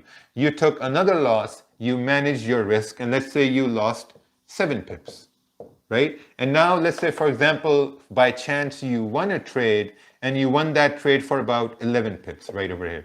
So, and then let's say you took another loss, your loss is about, let's say, around another 7 pips, right? And so now when you calculate, your wins are 21 pip wins. Your losses are what? 8 plus 7. 8 plus 7 is what? 8 plus 7 is 16. 8, 9, 10, 16, right? 16 plus 7 is 16 plus 7 is 4, 3, 23. So your wins are 21 and your losses are 23 pips right over here. Only because you managed your risk. You 8 pip loss over here, 7 pip loss over here, 7 pip loss over here. My math may be off, but okay, 15, okay. Yeah, perfect. So anyway, the point is that when you're managing your losses are going to be small because look, if you get another win over here and that win is for around 10 pips, now total you're up 30 pips, right? So what happened? You had one win, right? You have 1, 2, 3 losses. You had 3 L's. You had 3 wins, right? Your wins are the same, 10 pips, 11 pips, 10 pips, 30 pips, 31 pips, whatever, right? You had 3 losses, but look, your losses are way smaller, right? But if you're not cutting your losses short, your losses will always be around, let's say you're using a 10 pip stop loss, it's going to be 10 pips, 10 pips, 10 pips, and then you're going to be at break even at that point. You're not going to move forward, right? So it's very important to cut your losses short. So we're going to look at another example right over here to really solidify this process here. Good trader doesn't mean a good mathematician. Yeah, exactly. Even though this is the Gulag is its finest, we're just explaining things for the simplistic purposes over here. But I do appreciate all the math teachers here trying to correct me. So also, are the losses not smaller percentages if you're using dynamic risk? Yes. Let's see here. MetaTrader 4 going to do all the math for me. That's true. At first, I was very hesitant whether to join Microfluidity or not, but then my girlfriend pointed out that you're very good. Oh, okay. All right, let's see here. I would rather manage my losses and my wins instead of losing all the pips I'm in profit. That's true. Okay, so let's go over another example right over here. And yeah, okay, let's do this here. So let's see at this point here. Okay, so now we're going to go over a complete trade, a trending trade, and how that trending trade becomes a consolidating trade, right? And how you can manage risk at that point. So let's talk about that right now. Actually, let's answer one question here. I'm 100% joining. Okay, perfect. So, okay, so let's talk about this one more thing right over here. So let's say you have a 4-hour support right over here, right? You have a 4-hour support, you have a 4-hour candle that's closing bullish over here, and you're anticipating the next candle to move up, right? Very simple example. So we're gonna move from trending market into a consolidating market, and how you're managing risk once price starts to consolidate, right? All right, so let's take a look right over here. So let's say this is London Open, and London Open, you're expecting 4-hour candle to move up. And as you're looking at the 1-hour candles, what you're noticing is that you have one 1-hour candle that's bullish. You have a next 1-hour candle that's bullish. You have another 1-hour candle that's kind of like a small bullish candle, but it has a top wick on the top, right? This top wick is the high of the 4-hour right over here, right? And let's say the next 4-hour candle is kind of like, next 1-hour candle, sorry, is a, let's move this. It's a bearish candle right over here, right? So this is your complete 4-hour candle at this point. This is the high over here. This is the high right over here. This is the retracement for price to come down, and this is what it is. So this is your 4-hour, and this is your 1-hour, right? Now, just by looking at the 1-hour, can we take a buy at this point, anticipating the complete 4-hour candle to continue bullish? Yes or no? Yes or no? Let's see here. No. No, exactly. And the reason why no is because the 1-hour candle is not a bullish candle. If we want to take a buy on the 4-hour, we cannot take a buy at this point because this 1-hour candle broke the low of the previous 1-hour bullish candle, right? This could mean that if we are creating a minor resistance over here, this could mean that the next 1-hour candle can continue moving bearish, right? So there's no confirmation at this time to take a buy at this point, right? So there's no buy at this point. What we can do, however, is wait for a candle to close bullish, right? Okay, so let's play out this market scenario right over here. So let's say the next 1-hour candle goes bearish right over here, and we're coming down, we're going bearish, and let's say the next 1-hour candle closes bullish right here. I'm sure you can see this. It's clear. Let me take a look over here.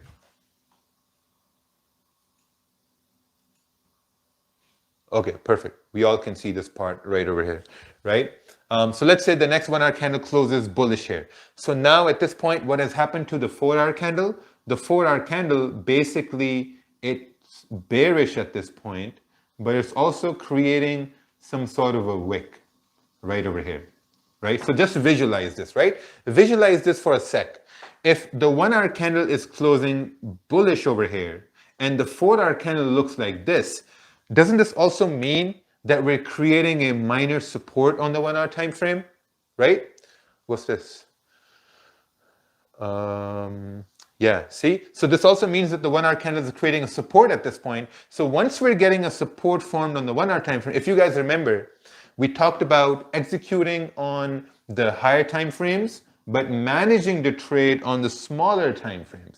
So now we're getting some sort of confirmation on the 1-hour time frame that price can now continue moving bullish. So let's say the next 1-hour candle starts to move bullish now, and now we're entering another minor resistance right over here.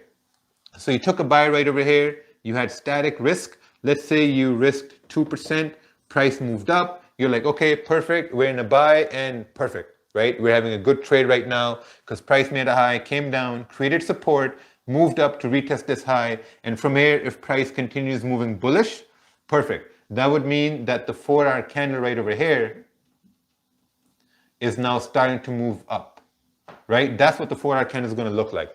But this happens in the best case scenarios. The worst case scenario is, let's say that we have the next candle, let's say this is closing bullish here, and you take a buy at this point, right? You took a buy over here, B-U-Y, buy, right? You took a buy over here, and the next candle starts to break up, but it starts to continue down to break the low of the 1-hour candle, right over here. As it's breaking the low over here, this is where you're getting a little cautious, right? Because you took a buy anticipating the 1-hour candle to continue moving bullish to make a higher high. But if it's breaking the low, now you're being cautious. You're like, hey, wait a minute. I took a buy over here for price to move up. But if it's breaking the low at this point, man, I got to manage my risk, right? Because if we're breaking the lows on the 1-hour time frame, and that's a stronger confirmation time frame, this means that there's a probability that this 4-hour candle, it can potentially continue bearish, right? Because if it breaks the low over here, that means that there's a probability for the next 1-hour candle to continue down bearish towards this support. Make sense? So you're not letting your entire position run down to support. You're managing risk, right? You're managing risk as it's breaking the low at this point. You're cutting 50%, you're cutting 40%, you're cutting 30%, 70%, whatever it is. You're taking some position off your, trade you have running at this point. Yeah, exactly, right? So you're cutting your trades at this point, you're cutting your losses short. Because if it's breaking the low on the 1-hour time frame, there's a high probability it can continue moving down to support. So it's your job as a trader to identify this. If you're someone who's going to see this and you're going to know after this virtual class is done, and then you're going to know you should be cutting your losses short. And if you don't cut your losses short, man, you got to stop playing yourself with that way, because that's not going to work in the long term.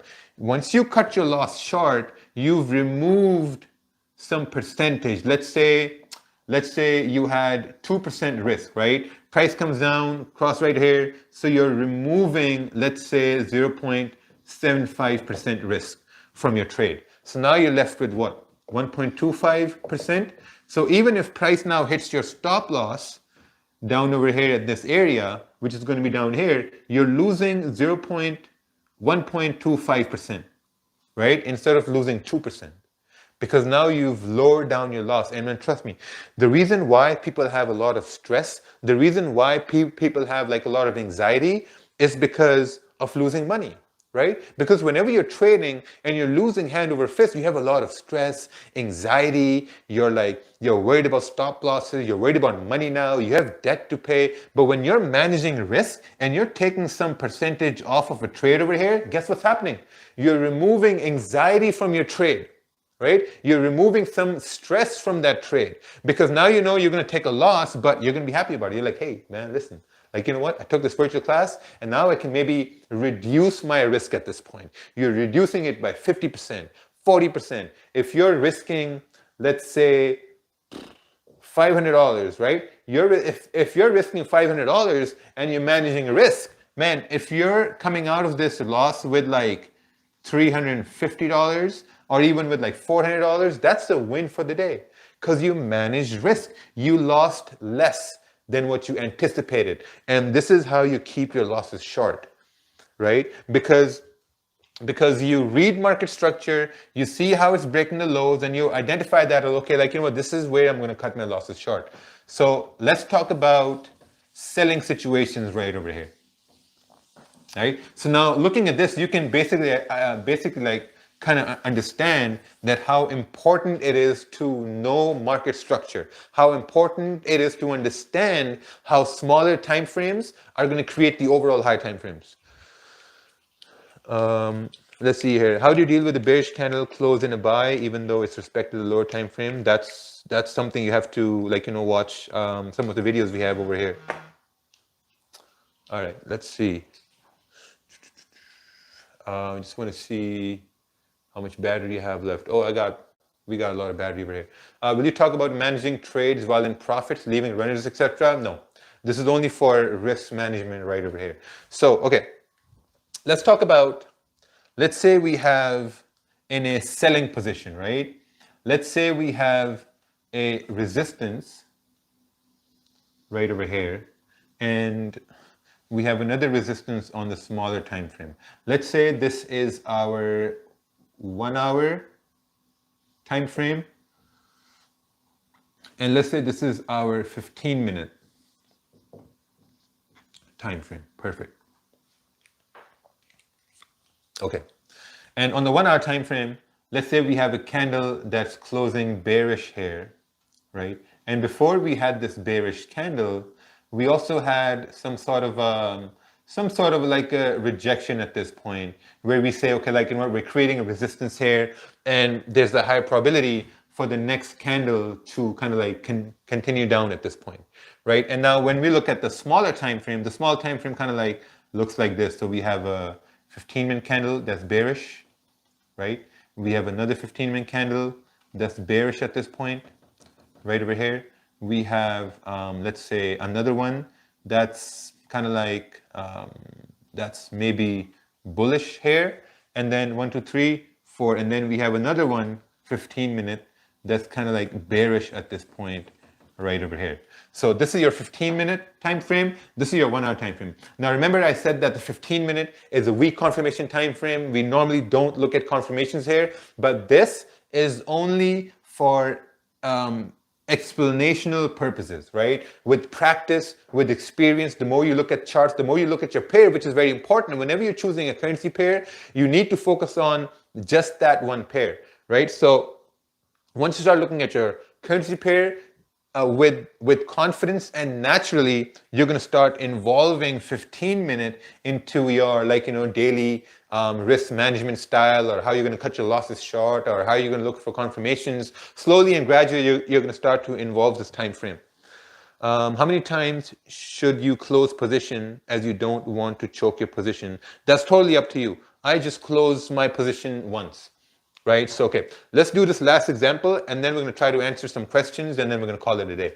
So let's say you have the 1 hour candle like this, and you have the 15-minute market structure forming like this. Now, obviously, when we look at this, we're like, okay, like, you know what? There's a very high probability that the next 15-minute candle can continue down. So I think it's going to be a very good idea to take a sell right over here, and that maybe on the 1 hour candle looks like we're moving down here as well, right? Very simple trade, very simple idea, a lot of volume over here, because if you're looking at the New York session or London session, we know there's a lot of volume at that time. So this may happen over here. But whenever I'm in a trade, if you look at every live stream we've done, whenever I'm in a trade, obviously we anticipate price to go in profits, right? But the very next thing that we talk about is that, okay, what to do when price does not go in our favor, right? How to manage risk if price goes against us. So let's say, for example, right over here, you have your stop above this 1 hour candle, because you know that if the next 1 hour candle breaks the high over here, your trade is going to be nullified, right? That's why we have a stop right over here. But if the next 1 hour, if the next 15-minute candle, let's say you take a sell right over here, right? You take a sell for like 2%, and you're anticipating price to move down, and if the next candle starts breaking the high over here, and let's say it closes, now you're like, okay, well, you know what? This candle broke the high over here. This is where now I'm going to be closing, let's say 50% of your trade. So let's say you're closing 1% right over here, right? You're closing 1%, you took off some risk from a losing trade, right? If the candle breaks the high, there's some that the next candle may tap up above this resistance. So you're managing your risk. You're cutting losses short, right? This is what they mean when they say that you have to be impatient with your losses. When I first heard this term, that you have to be impatient with your losses, or you have to let your runners run. Letting runners run, we talk more about in market fluidity. But like when you're being impatient with the losses, this is what you're doing right over here on market structure, right? As it breaks the high over here, you're being impatient. You're like, oh, wait a minute. Like, I wanted the candle to go down. I wanted this candle to respect the high over here and go bearish.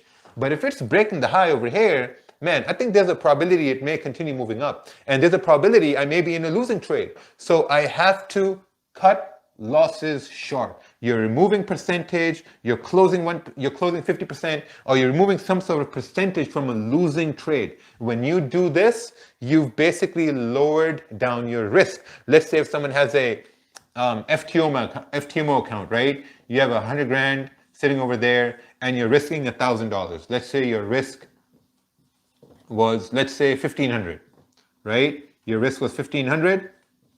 You close partial position right over here. And if price hits your stop loss, instead of losing 1,500, let's say you lost $950, right? So you reduced your risk from 1,500 to 950. This is how, if we're using a bigger lot size, you can always be confident that you're going to reduce your losses, right? Now, there's one more thing I'm going to you wait till candle close? No, it depends. Sometimes you wait for candle close. Sometimes if a candle breaks the high, you basically cut losses short over there. Again, that comes with experience, right? Because sometimes, when you're cutting losses short, it can basically break the high and come back down. So there are a lot of variations. These things can happen. So you need some sort of experience over there. Let's see here. How many times should you close position? We talked about that. Would you personally wait for the close, or would you personally wait for the close above resistance to have a higher probability for you to take a buy? Yes. Where the moment you add positions. Okay, we can talk about that later. Okay, so we got this done. We talked about, there was something else I want to talk about. Damn, I missed it. At the dynamic risk you explained, price retrace, then add position. Here it cut loss. So when is the part we add position? We talk about that in our database. So right over here, when you're cutting losses short, we're only talking about static risk, right? Static risk, where we're already entering with a full risk, but we're trusting price, or we're trusting market structure to tell us how to cut losses short. Now, there's another thing that people go through is that, so good thing I remembered over here. Before I forget, I want to talk about that right now. Let's say that you have a, okay, let me get a black marker right over here. Let's say that you have a $1,000 account, right? You have a $1,000 account, and let's say you've been trading on 0.1 lots for about 2 months. Let's say, I know the O is missing, don't correct me on this. So let's say you've been trading on 0.1 lot for 2 months, and for 2 months you've been consistently profitable, right? You're having some wins over there, you're having some losses over there, and then you're like, okay, listen, I've been trading on 0.1 lots for about, let's say 2 months. Maybe this is the time for me to increase my lot size, right? So let's say after 2 months, your account gets up to, let's say $1,500. Gets up to $1,500, and now you're like, okay, you know what? I'm going to increase my lot size from 0.1, and I'm going to increase it to 0.25.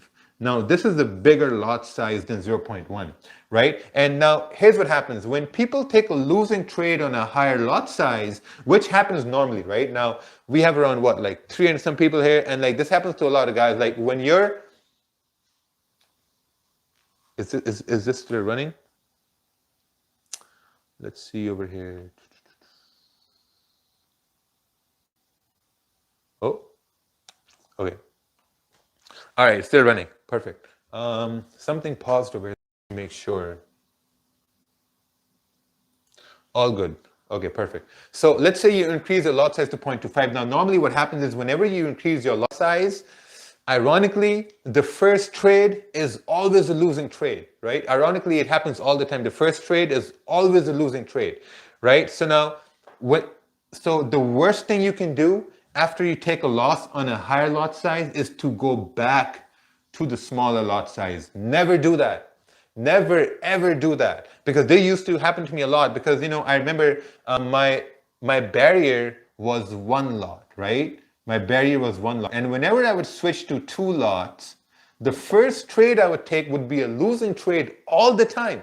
All the time I'd have a losing trade, and I would go back to the smaller lot size. And what would happen? As soon as you go back to a smaller lot size, you take the trade, it's a winning trade. right? You win 10 pips, you're like, oh man, like if I would have used the same lot size, I would have been at break even. But since you got the loss on the bigger lot size, you went to the smaller one, what happened to your risk reward, right? Your reward was smaller based on a smaller lot size, but your risk you had on the first one was bigger. So whenever you're increasing lot sizes, it's really important that you get confident about managing risk. Really, really, really important. Because if you're moving from 10-cent lot, which means you're moving from a potentially $10 drawdown, assuming you're using a 10 pip stop loss, right? 10 pip stop loss on a 10-cent lot is $10, right? A 10 pip stop loss on a 25-cent is $25. If someone doesn't know this, I mean, you got to go through baby pips, right? Approximately, right? Different currencies, different values. So we're going to go with the most basics right over here. It's around $25. Let me just put this right side up. Is around $25, right? Perfect. So now, whenever you're using a higher lot size, you have to be confident enough that you know how to manage risk. You have to be confident about that, right? Because whenever now you're going to use a higher lot size, let's say right over here, let's say you took a sell right at this point at 0.25 lots, and your risk over here is, let's say this is $25, and price comes up and breaks, let's say breaks this high, now you're closing 50%, right? You're closing 50% of your position right over here. So which means you're closing 0.12 lot as we're breaking the high right over here. So maybe this is 4 pips away. If this is 4 pips away, you already closed $6, right? And now whatever you have left, if that hits your stop loss, instead of losing $25, maybe you're losing $18, right? Because you trust yourself that you can manage risk. If you're managing risk on a higher lot size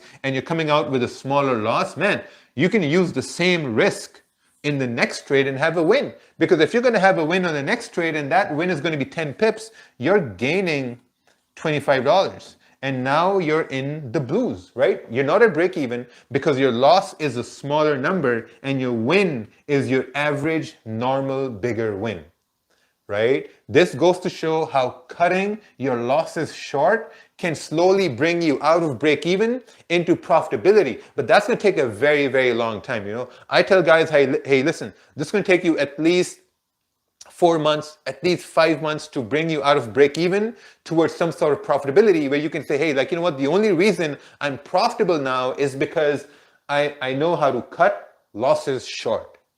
This is very, very, very important. How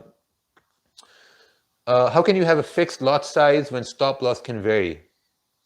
I don't know what you mean by that.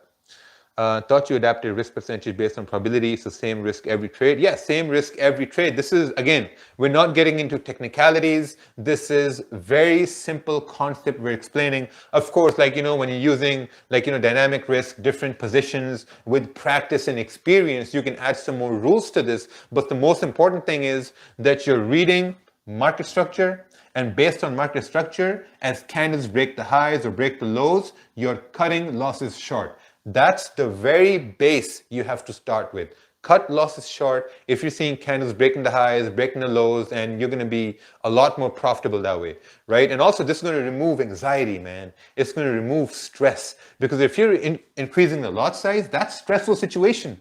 That's stressful in itself. Because when I went to 1 lot to 2 lots, I had a loss on 2 lots. That's like a $200 loss, man. And $200 is a big amount.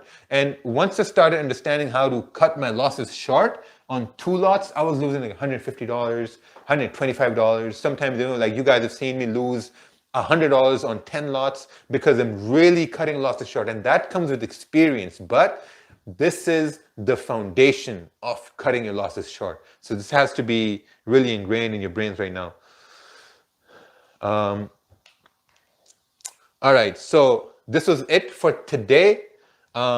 Thank you everyone who joined in. I really appreciate it. You guys took time out of your day. This was recorded, obviously. If you're in market fluidity, this will be added to the database, right? And you can watch it later on. If you are not in Market Fluidity, this will be sent to your emails via a, like, Dropbox or Google Drive, or we'll try to see how we can get this to you. But by tomorrow, you all will have recordings to this, right? And at the end, I want to say is, like, if someone's looking to join Market Fluidity, you can use this as like a $50 off from the main mentorship. Like, so this could be, so like, you have to email accounts at Market Fluidity so they can set you up with that. But so we still have about 10 minutes left, and we're going to answer some questions right now in the last 10 minutes.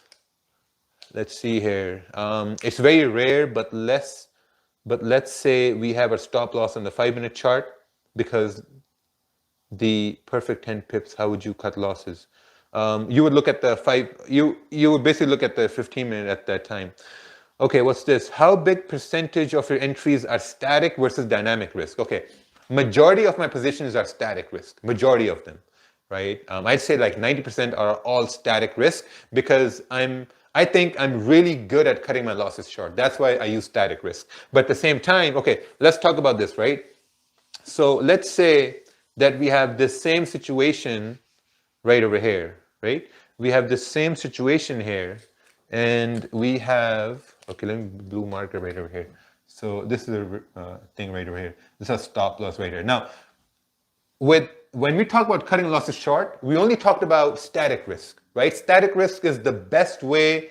I mean, if you're using static risk, you can cut losses short. By the way we explained it, it's very simple, very easy. Like, but let's say if you're using dynamic risk, right? If you're using dynamic risk, so that means is that if you have 2% risk at this time, and if you're using dynamic risk, and let's say, for example, you've cut this 2% into two 1% positions, two 1% positions. So if you're entering 1% right over here, 1%, and if the next candle, let's say it breaks the high, there's no need to cut percentage, because you're already using less percentage to begin with, right? Because even though if price does hit your stop loss, you're still losing 1%. You're not losing 2%. Now, next question is going to be, oh, like, when we can add positions. That's a whole nother topic. That's going to take another hour to do that, right? So we don't have that time right now.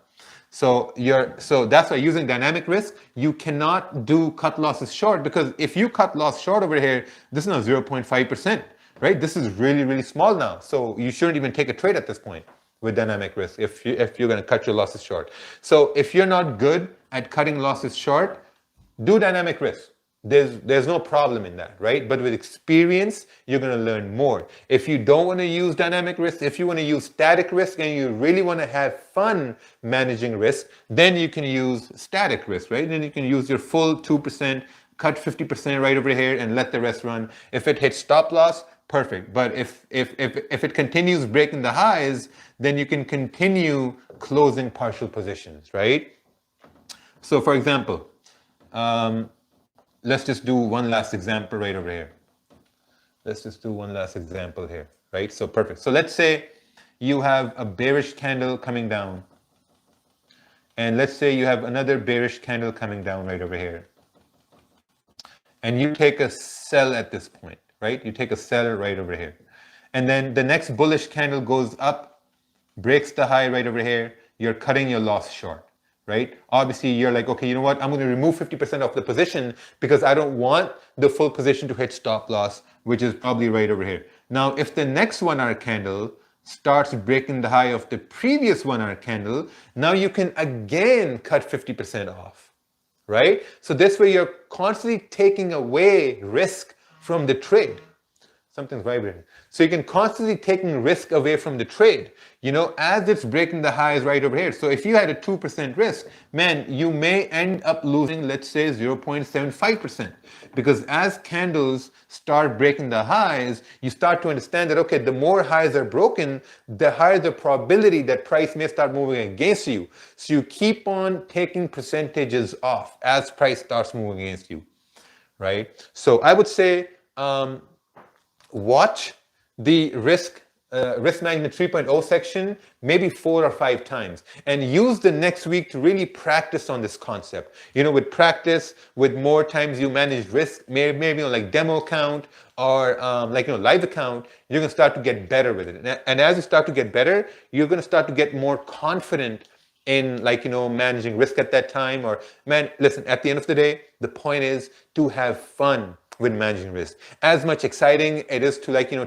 take wins and close winning trades, it's equally as exciting to cut your losses short, because man, listen, you can show off to people. You can, hey, look, this is my trading history, right? And these are the losses. Look how small my losses are, right? And look how bigger my wins are compared to the losses. And then you could say, hey, listen, this is a great example to have bigger wins and smaller losses. Why? Because you know how to cut losses short, right? That's a much better position to be in, rather than to have just random fucking losses and random wins and you don't know what the hell's going on, right? But if you know how to cut losses short, man, your profitability is going to increase over, guaranteed 4 or 5 months, you're going to start to see some profits. So let's see over here. When do you move your stop loss to break even or more? Whenever you're securing positions, you can go watch the live streams. How do you cut positions on an impulse entry? We're not talking about impulse entries at this point. A good trader removes risk from the trade and cuts losses. A bad trader adds position and adds risk. That's true. How to contact Market Fluidity to get the 50% discount? And see, this is the problem.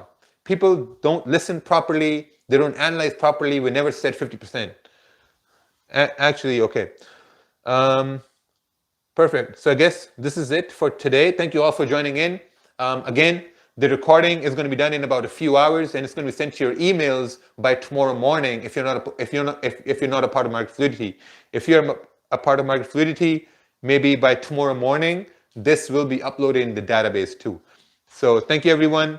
Again, Dominion Markets are probably going to be live sometime next week. We're waiting on MetaQuotes. They're just taking their time. What I've learned in this financial industry is when you deal with banks and MetaQuotes and people who are on top of you, they don't respect time at all. So with that, have a great weekend, everyone. And we'll see you tomorrow morning for the New York Session live streams. Take care.